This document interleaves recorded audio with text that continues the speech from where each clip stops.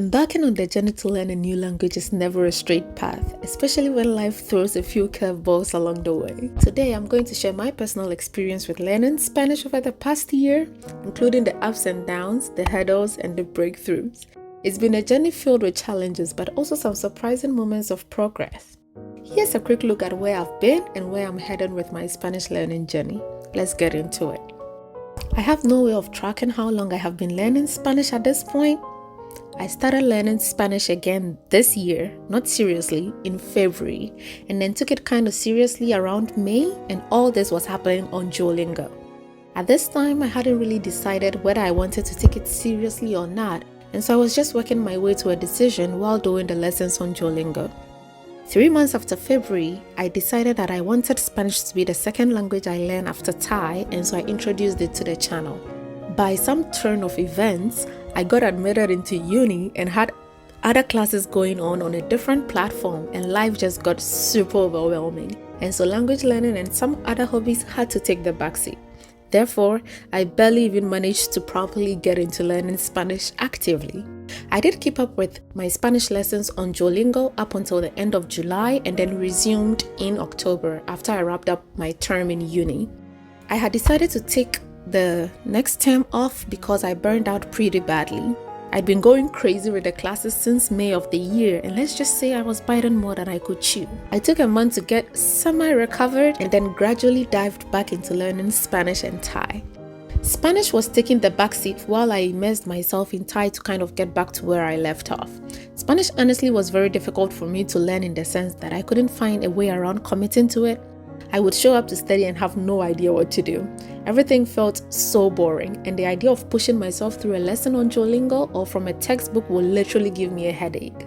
I tried watching YouTube videos, but my level was too low for that to be useful for me, and so I stopped. I would work through the comics in the Laugh and Learn book a couple of times a week, and I wasn't really getting much from the exercises since it was just me relying on the knowledge that I already had. I honestly even stopped trying at this point. In mid-November, I decided I needed to do something about it. I really wanted to learn Spanish, and learning Spanish meant I could move on to learning other languages. You see, the thing is that I didn't want to learn multiple languages at the same level at the same time. My goal when I chose Thai in 2022 was to stick to a language one at a time. I didn't want to repeat the past where I hopped from one language to the next and made no progress at all in any of them. Therefore, I had to figure out what was holding me back so much. Turns out, it just really bothered me so much that I couldn't conjugate verbs in Spanish. I tried to learn from the textbook that I had, yet nothing stuck. I had even gotten 2 more grammar books, which didn't really help either, and so I'd been back to fretting and trying with Duolingo. It took me from February to November on the app to move from present and simple future tenses to get to the thing that I really wanted to learn, which were past and imperfect tenses. Yet on the app, I found that I still struggled. This was very apparent when I started taking speaking lessons and found that I couldn't use the patterns I learned on Duolingo and just the basic stuff. And so I decided that I was going to overcome this barrier once and for all. I woke up one day, got through my morning routine, and after breakfast, I packed my bag and then headed to my college library. I was determined, yeah. After a not so long search on YouTube, I found the perfect YouTube video that went through all the Spanish conjugations, like all of them. I spent my entire time going through the entire video painstakingly, and by the time I was done, my brain hurt. But I got the knowledge that I needed, and so I returned home with one thing in mind: practice.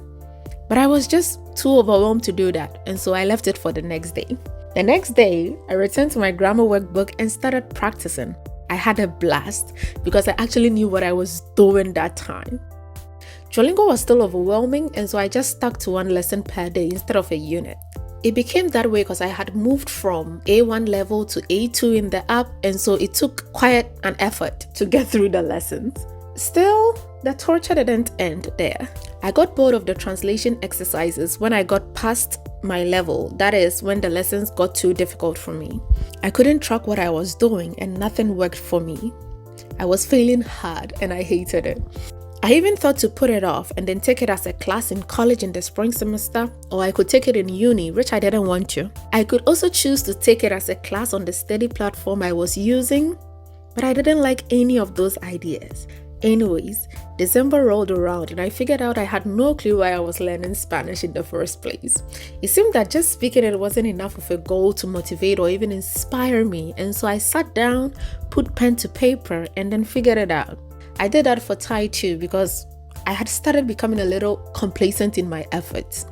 Thankfully, I did this exercise in my study space and not in my bedroom, and so I just happened to catch sight of something on my bookshelf and it shocked the life out of me.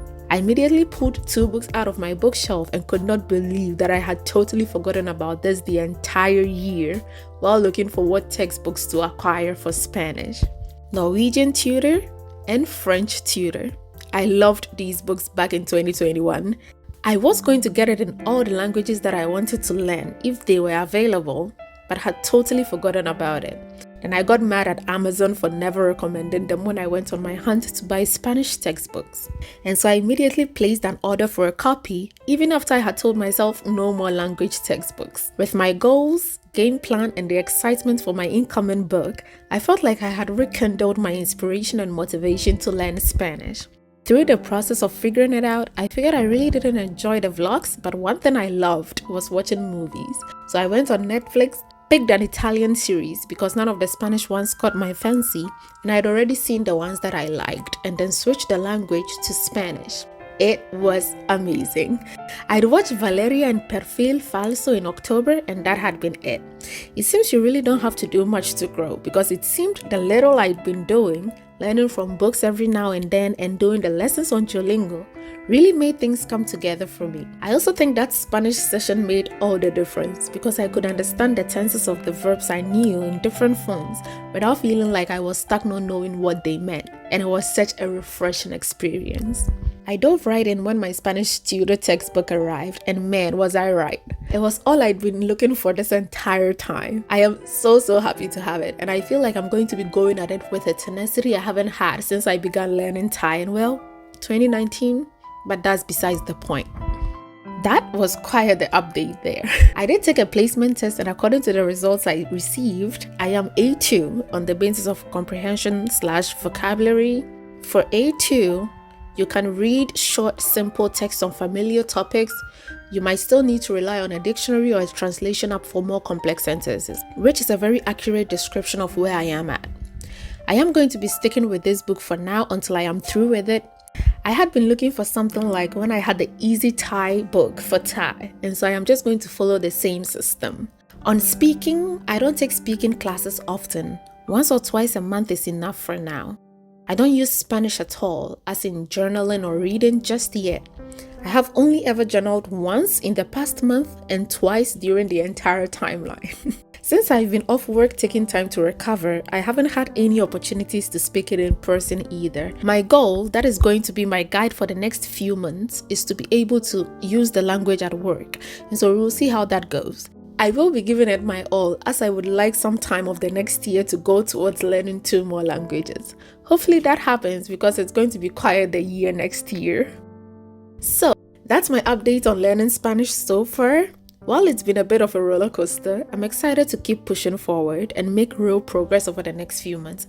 It seems like the journey is actually starting now because I can't really count this past year as part of the process, although it was quite integral and quite the foundation that I didn't even realize I needed. It was just messy. If I have to give a word that describes the process so far, I would say messy. It's been so messy. Anyway, my goal now is to use Spanish at work and really integrate it into my daily life, and I'm determined to give it my all. It's going to be a busy year with university and everything else, but I'm hopeful I can make it work.